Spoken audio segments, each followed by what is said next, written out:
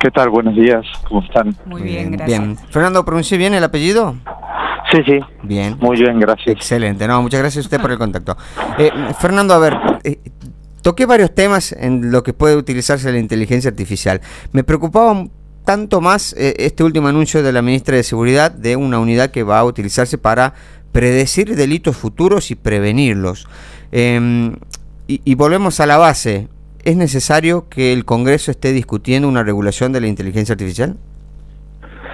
Mira, yo creo que en nuestro país necesita una regulación de inteligencia artificial, pero si me permitís, me voy a correr el tema de seguridad, que la verdad que no es mi área de experiencia. Sí. Pero sí, déjame hablarte de lo que tiene que ver con la innovación científica, con el uso ciudadano, con la posibilidad de que empresas argentinas exporten tecnología basada en inteligencia artificial. Argentina tiene un ecosistema de software muy potente. Estamos hablando de cerca de 150.000 empleados en más de 5.000 empresas. Sí. Y cuando pensamos en las exportaciones que se van a venir de inteligencia artificial, creo que además de pensar aquel producto que por ahí hoy no nos imaginamos, cuyo motor central va a ser la inteligencia artificial, tenemos que pensar que a todos los productos existentes va a haber una demanda de que tengan algo de inteligencia artificial. O sea, un ejemplo sería un producto, un sistema de ventas, el viejo y querido sistema de ventas que muchas empresas utilizan, y que la Argentina, basado en versiones más complejas de eso, también genera exportaciones. Bueno, imagínate eso, donde vos le puedas preguntar de manera casi dialogada, bueno, contame quién es el cliente al que le vendo más, en qué área mejoraron mis ventas, en qué área empeoraron, etcétera, para que esos productos puedan ser exportados. Bueno, vamos a tener cada vez más requisitos regulatorios del resto de los países. Claro. Hoy en día la Argentina puede exportar a la Unión Europea porque nuestra ley de protección de datos es compatible con la ley europea. Claro. La ley europea dice que los ciudadanos europeos tienen que gozar de cierto nivel de protección independientemente de desde dónde se le esté proveyendo el servicio. ¿Está bien? Entonces, para que una empresa europea le compre a una empresa argentina, eso hoy es posible gracias a que nuestra ley de protección de datos está declarada compatible. Bueno, la nueva ley de inteligencia artificial europea también tiene previsiones de ese tipo, ¿no? Lo dice explícitamente.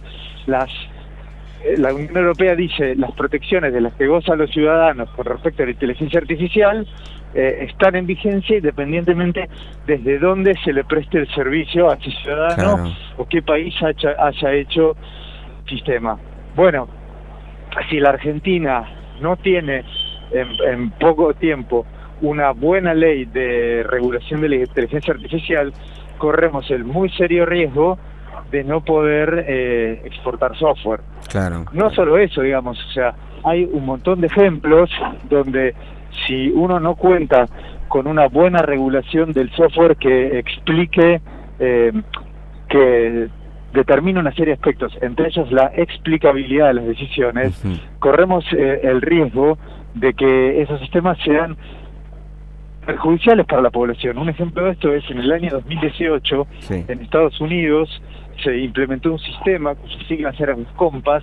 Era un sistema para ver si se le daba la libertad condicional a personas que estaban privadas de su libertad por algún delito, y digamos la idea era alivianar la tarea de los jueces que tenían que mirar digamos cómo se había comportado mientras estuvo en prisión, el tipo de delito, etcétera, etcétera, para ver si cumplida cierto tiempo de la condena le daban libertad condicional.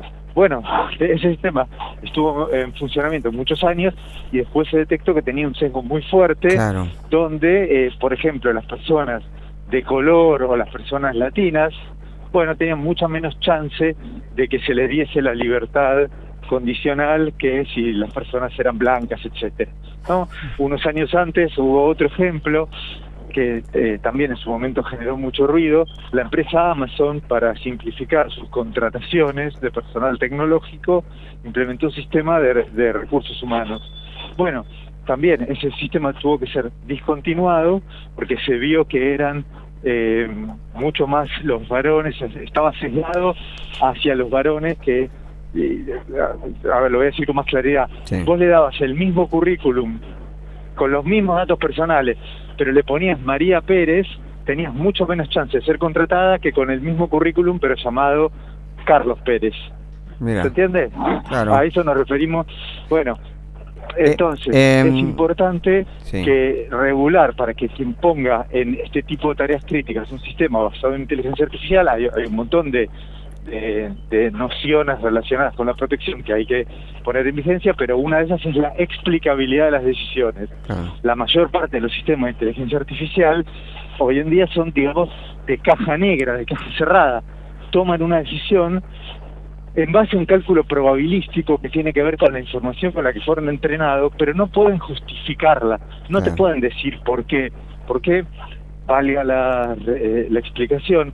Inteligencia artificial es un nombre que no tiene que confundirnos, no hay una inteligencia humana, es un proceso informático detrás al que coyunturalmente o digamos marketineramente se le puso el nombre de inteligencia. ¿Es un proceso muy potente con capacidades? Sí, pero no tenemos que confundirnos, y entonces hay que entender que detrás no hay algo parecido a un ser humano que razona. Claro. Hay una serie de cuentas que calculan una serie de probabilidades. Claro. Entonces, o sea, en muchos casos, Fernando, para que entienda la gente, es un sistema súper poderoso de procesamiento de datos que se maneja con los datos que tiene, pero no está razonando.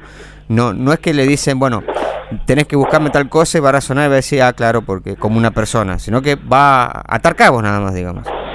Va a calcular en base a la similitud que ve entre aquello que vos le estás presentando y sus datos de entrenamiento, una probabilidad, y a partir de esa probabilidad va a tomar distintas acciones. Claro. A ver, en algunos casos, eso mismo es virtuoso. En medicina, por ejemplo, para detectar dentro de una placa torácica un incipiente tumor, eso resulta ser más efectivo que el ojo humano.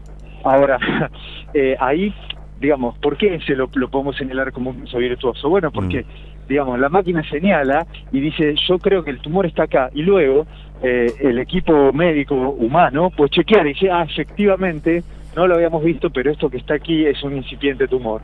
¿Está bien? Bueno, sí, es importante exigir que los sistemas que ocupen tareas importantes en nuestra sociedad, por ejemplo, entre otras cosas, cumplan con este criterio de explicabilidad. Claro. Fernando, ahí en eso que usted nos explica, ¿no?, de este uso valioso en el ámbito de la salud, después del proceso que hace la inteligencia artificial, hay una validación y una confirmación por parte de un grupo de especialistas. Es decir, no hay una toma de decisión automática por parte de la inteligencia artificial y que la gente diga, listo, esto es. Bueno, eso depende de cómo se pongan en funcionamiento estos sistemas, y justamente es lo que hay que regular. Claro. Se habla de intervención humana significativa. Hay otra cosa que hay que tener en cuenta, que es que los humanos tenemos un sesgo por el cual cuando una máquina nos dice algo, tendemos a creerle. ¿Está bien? Tendemos a pensar que eso está bien. Por ejemplo, al principio, por ahí, no sé, imagínate una cuenta, al principio vos la repasás manualmente o con una calculadora, parece que está bien, lo sé, la segunda vez, a la tercera vez ya te parece que no vale la pena porque la máquina no se equivoca.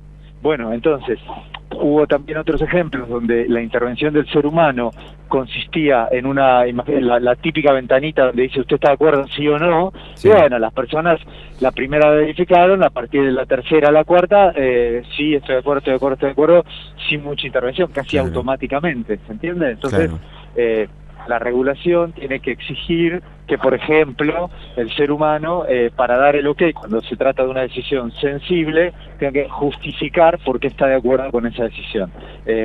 Hay otro caso muy famoso de un sistema que se implementó en Holanda para detectar estafas de familias.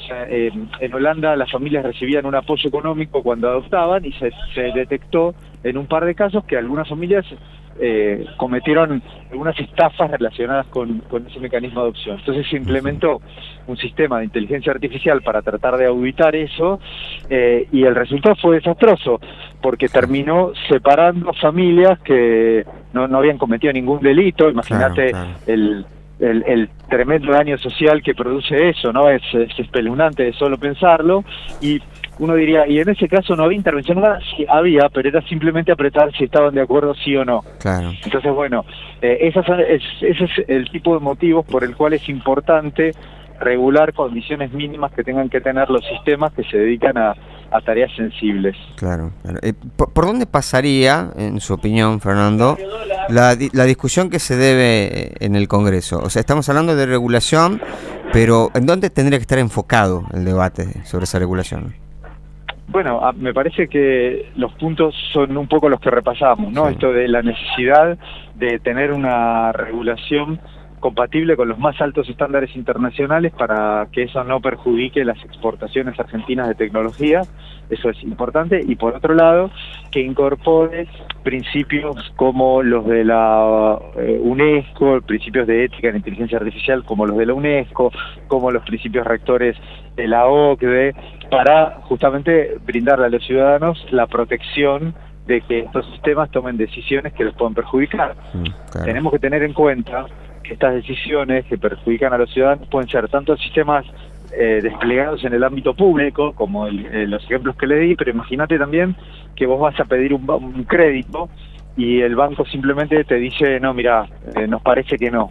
Bueno, también te mereces una explicación, ¿no? Claro. O sea, porque hay funciones sociales que en nuestro país las desempeñan instituciones del ámbito privado también. Claro. Bueno, entonces, así como hay regulación sobre los servicios públicos que prestan empresas privadas, hay que tener en cuenta que la regulación sobre los sistemas de inteligencia artificial también debería afectar de vuelta, no solo a los sistemas del ámbito público, sino a los sistemas del ámbito privado, claro. Es decir, a cualquier sistema que tenga impacto sobre la población, independientemente de quién lo diseñe o quién lo despliegue. Bien, excelente. Fernando, muchísimas gracias por su tiempo y por la información.